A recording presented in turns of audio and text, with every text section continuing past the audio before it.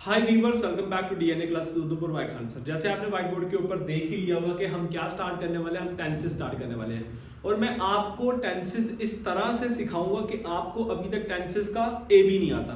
मतलब आप क्या हो, टेंसेस के अंदर जीरो हो। बेसिक लेवल से हम पूरा का पूरा जो है वो यूज करेंगे। आपको पता होना चाहिए कि टेंसेस और या फिर इंग्लिश में आप अगर कोई भी पैराग्राफ लिखते हो, आपको उसकी आइडेंटिफिकेशन आनी चाहिए। आइडेंटिफिकेशन क्या है, जैसे मैं एक एग्जांपल आपके लिए ले लेता हूं। जैसे 3-4 स्कूल के बच्चे बैठे हैं एक ग्राउंड के अंदर, और ग्राउंड के अंदर ना उन बच्चों ने सिमिलर यूनिफॉर्म डाली है। सिमिलर यूनिफॉर्म अगर होगी उन बच्चों की, तो आप उनको पहचान नहीं पाओगे, है ना, कि ये कौन से बच्चे हैं, ये कौन से स्कूल के हैं। वैसे ही अगर उन्होंने एक डीपीएस का है, एक एपीएस का है, एक केवी का है, उनकी अलग अलग यूनिफॉर्म होगी, तो आप पहचान लोगे कि वो डीपीएस का है, वो किसका एपीएस का है और वो केवी का है। यही पहचान मैं आपको किसके अंदर सिखाने वाला हूं आज, इसी क्लास के अंदर के पहचान कैसे होगी। आप अगर अपना पास्ट के अंदर या प्रेजेंट के अंदर या फ्यूचर के अंदर कोई लेटर आपको लिखनी है, कोई एप्लीकेशन लिखनी है, या फिर कोई एक पैराग्राफ आपको लिखना है, तो आपको आइडेंटिफिकेशन इसी क्लास के अंदर जीरो से हीरो आपको बनाया जाएगा। याद आपको क्या रखना है, आपको याद रखना है कि टेंसेस के अंदर दो चीजें यूज होगी। रट्टा डाल लो, दिमाग के अंदर फिट कर लो। एक चीज है टाइम, दूसरी चीज है क्या है वर्क। एक चीज है टाइम, दूसरी चीज है क्या है वर्क। क्योंकि दो चीजें अगर आपने रट्टा मार लिया, याद रख लिया, माइंड के अंदर रख लिया, इसमें जो भी आपको रूल करवाए जाएंगे टेंसेस के रिलेटेड, आपको कोई याद नहीं करने हैं। एक वे आपको बताऊंगा किस तरह से आपको अपने माइंड के रखना है, ठीक है ना। कोई रट्टा नहीं मारना है आपको, बस रट्टा किसको मारना है, टाइम को और वर्क को। वर्क को टेंसेस के अंदर दो चीजें आती है, एक टाइम एक वर्क। जैसे मैं आपको पढ़ा रहा हूं, मैं आपको पढ़ा चुका हूं, मैं अभी आपको पढ़ा रहा हूं, इट मींस वो क्या है। अगर मैं टाइम के बारे में बात करूं तो टाइम आपका 3 चीजों में डिवाइड किया गया। एक आ गया पास्ट, एक आ गया प्रेजेंट, एक आ गया फ्यूचर, है ना। मैं और भी लिख सकता था मगर मेरे माइंड में ही नहीं आया, तो मैंने सोचा क्यों ना 3 ही हो। तो वैसे भी डेफिनेटली आपको पता ही है, वैसे भी 3 ही होते हैं, पास्ट प्रेजेंट और फ्यूचर। पास्ट जो हो चुका, और ये सबको पता है, ऑलमोस्ट बच्चों को पता है ये क्या है। बस स्टार्टिंग से करवाना, क्योंकि अभी मैंने आपसे बात करी कि मेरे को आपको बेसिक, मतलब मैं ऐसा सोचता हूं कि आपको टेंसेस का कुछ भी नहीं आता, है ना। तो पास्ट क्या है, प्रेजेंट क्या है, फ्यूचर क्या है। जो हो चुका है वो पास्ट था। आपको कुछ आइडेंटिफिकेशन इसके बाद मैं बताऊंगा कि अगर आप एक पैराग्राफ लिख रहे हो, उस पैराग्राफ के अंदर कुछ ऐसी वर्ड्स होते हैं जैसे वाज और वर शो करते हैं कि आप पास्ट के बारे में बता रहे हो। अगर आप ही विल लिख देते हो, है ना, आई विल लिख देते हो, इसका मतलब आप क्या कर रहे हो, आप फ्यूचर के बारे में बता रहे हो, है ना। अगर आप वाज लगा देते हो, प्लूरल के साथ वर यूज कर लेते हो, है ना, या एम यूज कर लेते हो, तो वो डिपेंड करता है कि आप लिख क्या रहे हो। और बच्चों को यहां ही ग्रामेटिकली इशू होता है। 80% बच्चे यहां पे ही क्या करते हैं, मार खाते हैं क्लास के अंदर, है ना, और स्पेलिंग मिस्टेक होती है, और नंबर कितने, 0 इंग्लिश में। तो चलिए अब वो चीजें आपकी क्या करेंगे, सही करेंगे। पास्ट आ गया आपका, जो चीजें हो चुकी हैं, प्रेजेंट जो हो रही है, और फ्यूचर जो होने वाली है ना।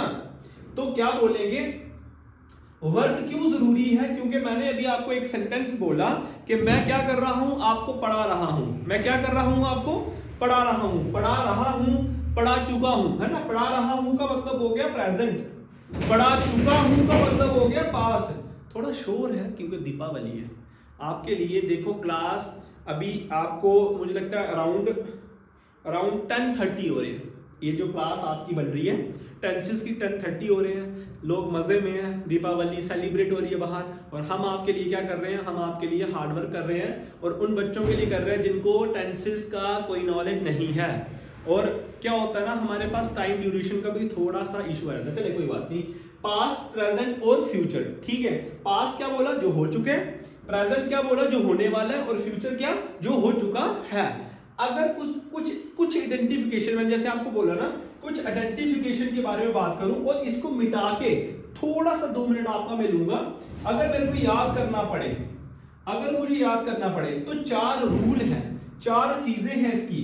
पास्ट की हो चाहे वो पास्ट की हो, चाहे वो प्रेजेंट की हो, चाहे वो किसकी हो, फ्यूचर की हो। सबसे पहले जो आएगा वो आएगा इनडेफिनिट।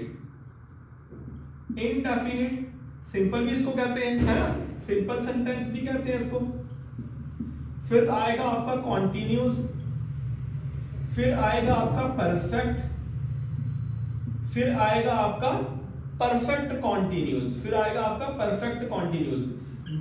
मेरे साथ अगर पढ़ोगे तो रट्टा मारने की जरूरत आपको नहीं पड़ेगी, बहुत बहुत स्मूथली आपको हर एक चीज पढ़ाई जाएगी। इनडेफिनिट, कॉन्टिन्यूस, परफेक्ट और परफेक्ट कॉन्टिन्यूस। इनडेफिनिट का मतलब क्या होता है? डेफिनेट, मैं ये काम करूंगा सर, डेफिनेटली ये काम करूंगा। डेफिनेट मतलब करूंगा ही करूंगा। इनडेफिनिट उसका उल्टा, कभी होगा कभी नहीं होगा। इनडेफिनिट है ना, नहीं होगा। तो कॉन्टिन्यूस का मतलब होता है वो काम हो रहा है। परफेक्ट का मतलब जैसे आमिर खान को बोलते हैं मिस्टर परफेक्शन, है ना, हर हिसाब से। चलिए वो बात अलग है कि मूवी थोड़ी बहुत ऊपर नीचे होती है, मगर परफेक्ट मतलब बिल्कुल परफेक्ट, एक्यूरेट सेंटेंस है। परफेक्ट कॉन्टिन्यूस आपको मालूम ही है, एक तो एक्यूरेट भी और काम चल भी रहा है। वैसे ही आप बोलोगे क्या सर प्रेजेंट में भी ये यूज होगा? जैसे ये पास्ट के अंदर ये 1 2 3 4 यूज हो रहे हैं, वैसे प्रेजेंट में भी यूज होगा और फ्यूचर में भी यूज होगा क्या, आप मुझे पूछोगे? तो मैं आपको बताऊं, ये प्रेजेंट में भी सेम यूज होगा, फ्यूचर में भी सेम यूज होगा। इनडेफिनिट यहां भी आएगा और कॉन्टिन्यूस यहां भी आएगा, परफेक्ट यहां भी आएगा, उसके बाद परफेक्ट कॉन्टिन्यूस यहां भी आएगा और सेम फ्यूचर के अंदर भी होगा। तो आपको याद करने की कोई जरूरत नहीं, 4 है 4 8 है वैसे 16 है, नहीं नहीं नहीं। आपको क्या करना है, सिंपली 2 चीजें याद रखनी है, टाइम और वर्क। काम हो रहा है, कब हो रहा है, पास्ट में हो रहा है, प्रेजेंट में हो रहा है और फ्यूचर में हो रहा है। और वर्क आपका आ गया ये कि किसकी क्या एक्टिविटी है। वर्क आ गया आपका ये कि एक्टिविटी कब हो रही है, टाइम हो रहा है, past indefinite, past continuous, past perfect, past perfect continuous. फिर प्रेजेंट की बात आ गई, प्रेजेंट रखना वही है, present indefinite, present continuous, present perfect, present perfect continuous. Future indefinite, उसके बाद future continuous, future perfect continuous. Clear? बहुत क्लियर, बहुत इजीली क्लियर। ठीक है, चीजों को क्या समझना है अभी, जो एक और चीज आपको समझाने की है वो है आपका, बस यस 2 मिनट, वो है आपका आइडेंटिफिकेशन, जो अभी आपको जानना जरूरी है। क्योंकि आइडेंटिफिकेशन अगर आपको नहीं आएगी तो काम नहीं चलेगा। ठीक है, वर्क आइडेंटिफिकेशन क्या है? जैसे मैं पास्ट लिखूं, प्रेजेंट लिखूं और लिखूं फ्यूचर। ठीक है, तो पास्ट के अंदर अगर मैं लिखूंगा डिड, तो डिड प्रेजेंट के अंदर देखो, पास्ट में डिड, जहां भी जिस भी सेंटेंस के अंदर आपको डिड दिखे, आंखें बंद करो और जान लो कि वो कौन सा, वो जो सेंटेंस है वो कौन सा आपका, वो है आपका पास्ट। और अगर आपको दिखे डू और डज, तो आंखें बंद करो, बता दो कि वो क्या है आपका प्रेजेंट। और बात आ गई इसकी, तो वो आपको पता ही है, यहां यूज होता है विल या फिर यूज होता है आपका शैल। ये चीजों का आप ध्यान रखना। फ्यूचर के अंदर विल और शैल, विल हैव, विल बी, ये चीजें जब भी यूज होंगी, इसीलिए मैं लिख नहीं रहा, आपने बस याद रखना है विल और शैल या विल बी और विल हैव,